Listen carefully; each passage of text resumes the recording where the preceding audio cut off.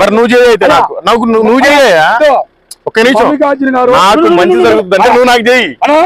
మల్లికార్జున గారు ఆయన ఏదని కానీ ఆయన మాత్రం కారు పెట్టుకొని తిరుగుతూ ఉండు.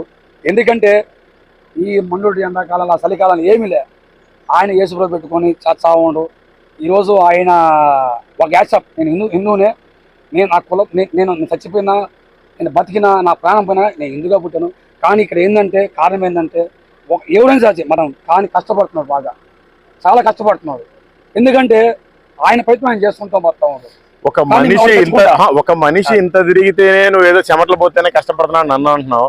మరి దేవుడే భూమి మీదకి వచ్చి ఇక్కడికి వచ్చి మానవుడు పాపం నిమిత్తం ప్రాణం పెట్టి మరి తిరిగి మళ్ళీ లేచాడు. అన్నానికి దండం పెట్టాను. పాపం లేదా? పాపం భయంకరంగా పెరిగిపోయింది సామె.